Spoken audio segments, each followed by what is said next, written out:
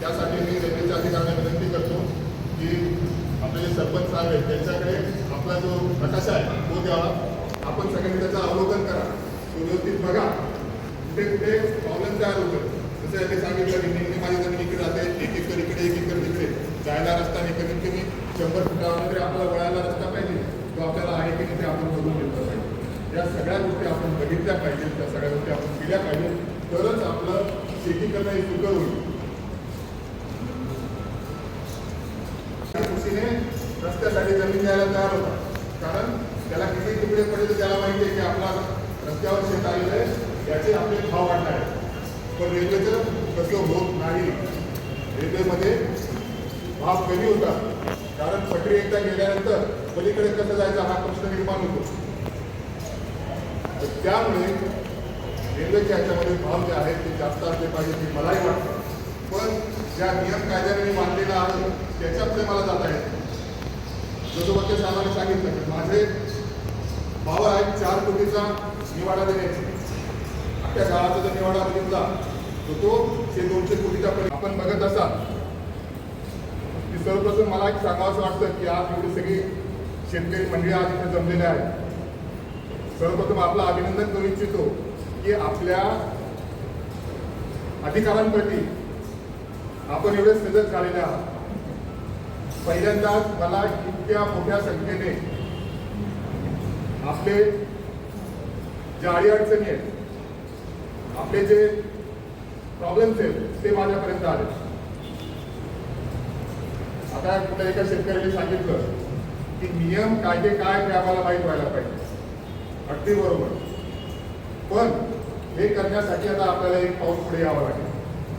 दादा हे जे नियम कायदे आहेत, आज तुमच्याकडे मोबाईल आहे, मोबाईलवर सगळे नियम कायदे उपलब्ध आहे. तुम्हाला जर कधी लागले माझ्या ऑफिसला एक पत्र द्या, मी तुम्हाला सगळे नियम कायदे उपलब्ध करून देतो, त्याप्रमाणे अभ्यास करा. माझं तेच म्हणणं आहे की प्रत्येकाने आपला आपला अभ्यास केला पाहिजे. एक रकमी आम्हाला रक्कम द्या, नाही तर आम्हाला कोर्टामध्ये जावं लागतं, वकिलाला फी द्यावी लागते. हे तुम्ही सांगितलं की बरोबर बोलतो तुम्ही. परंतु याच्यामध्ये आपल्या शासनाचा जो जी आर आहे, शासनाचा जो कायदा आहे, तो कोर्टात गेल्याशिवाय तुम्हाला पैसे मिळणार नाही. त्यामुळे तुम्हाला वकील लावावाच लागेल, हे लक्षात घ्या. ते तुम्हाला सांगितलं. त्यामुळे हे डोक्यात काढून घ्या की एक रकमी, आता एक रकमी कसं मिळेल? जर साहेबांनी 2 कोटी रुपये एकर तुम्हाला दिलं तर 1 कोटी रुपये मग वकिलाची गरजच नाही. संपूर्ण विषय, कारण एवढे खरेदी कर आम्हालाही भेटणार तुमच्या गावामध्ये, कारण तुमच्या गावामध्ये खरेदी करता नाही. आज मी सांगतो तुम्हाला. म्हणून आपल्याला तो विषय आहे, जर साहेबांनी स्पेशल परवानगी रेल्वेची आणि याची परवानगी घेतली सीएम साहेबांनी, तर आपल्याला हा प्रोजेक्ट त्या तुमच्या जो भावाची तुमच्या डोक्यामध्ये जो भाव आहे 1 कोटी रुपये एकर, तो आपल्याला मिळू शकतो. यासाठी आपल्याला 150 भांडावं लागेल, यासाठी शासनाशी भांडावं लागेल, यासाठी साहेबांचं निवेदन तिथे द्यावं लागेल. या सर्व गोष्टी आपल्याला एकत्रितरित्या कराव्या, तरच तुम्हाला 2 कोटी 1 कोटी भेटणार.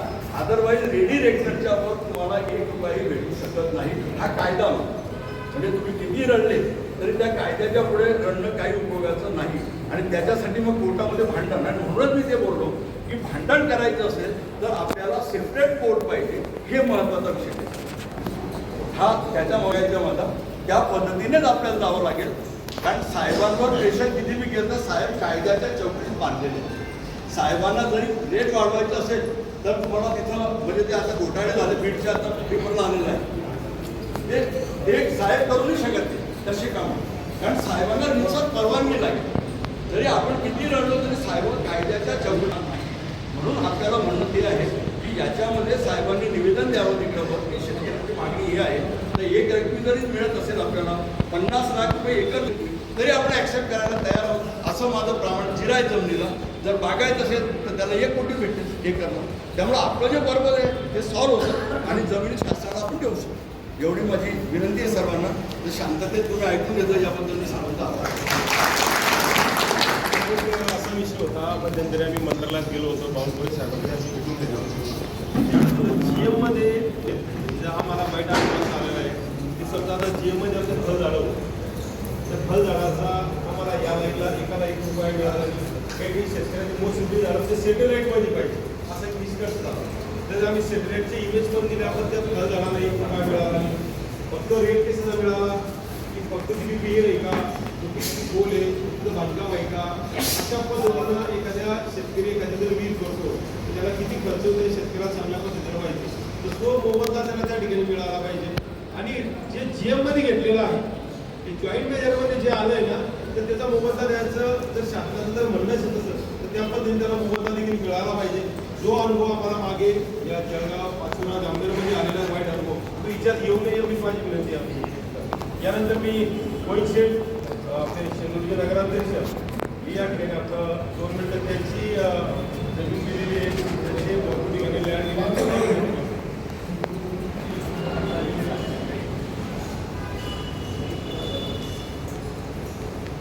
रेल्वे लाईनचा ते आपल्या जमिनी चालल्या आहे तर आपलं प्रश्न ऐकून घेण्यासाठी आलेले सर्व अधिकारीगण या गावाच्या सगळे जमादार, उपस्थित सर्व शेतकरी माझी सुद्धा साधारणतः मला इंडस्ट्रियल लँड याच्यामध्ये चालली आहे. सर्वांची विनंती आपल्याला अशी आहे 2-3 गोष्टी माझ्या मनातल्या मी सांगेन की ते आपलं धरण होतं प्रतिभो तिथे धरणग्रस्त म्हणून सगळ्यांना सर्टिफिकेट मिळतात आणि त्या भागातले लोकांना नोकरी लावल्या जातात त्या प्रकल्पात ऍडमिशन पासून सगळ्या गोष्टी आम्हाला सुद्धा ते सर्टिफिकेट मिळालं पाहिजे आणि रेल्वे विभागाने आमच्या एक पोराला नोकऱ्या दिल्या पाहिजे. आम्ही प्रकल्पग्रस्त आहे ना आम्ही जमीन देतोय म्हणून तुमच्या चालल्या 1,50,00,000 येतो होईल आलं लक्षामध्ये हे पैसे तर दिलेच जातील आणि ते घेऊन आपण भाऊच्या माध्यमातून फडणवीस साहेबांच्या माध्यमातून केंद्राच्या माध्यमातून हे सगळे पैसे आपण घेऊ आणि ते आपल्या हक्क आहे थोड्या हक्के जमिनी आपल्या चालले आहे त्याच्यामुळे हे पैसे सरकारला द्यावंच लागेल. माझ्या अधिकाऱ्यांना विनंती अशी आहे की तुम्ही सुद्धा शेतकऱ्यांचे मुलं आहे सगळे त्याच्यामुळे शेतकऱ्यांच्या बाजूने काय काय चांगले रिपोर्ट तुम्हाला वरती करता येतील प्रस्ताव पाठवता येतील आणि या लोकांचे आशीर्वाद यांच्या बालबच्चेचे आशीर्वाद कसे आपल्याला घेता येतील या दृष्टीने आपण सगळ्यांनी प्रयत्न करावे.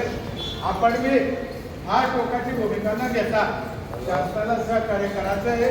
आपण आपला लढा चालू ठेवू मंत्र्यांच्या काळात आम्ही भाऊची चर्चा केली बावनकुळे साहेबांची चर्चा केली आमच्या भागातली सुद्धा मोठी जमीन चालली पण तुमच्या भागामध्ये काय आहे तुमच्या भागामध्ये एक 5 जोड चालली जळगाव आम्ही तसे हा रामेश्वर आमचा माल धक्का बी घेऊन पळून गेला आमचा आम्ही दुसरा तुम्ही घेऊन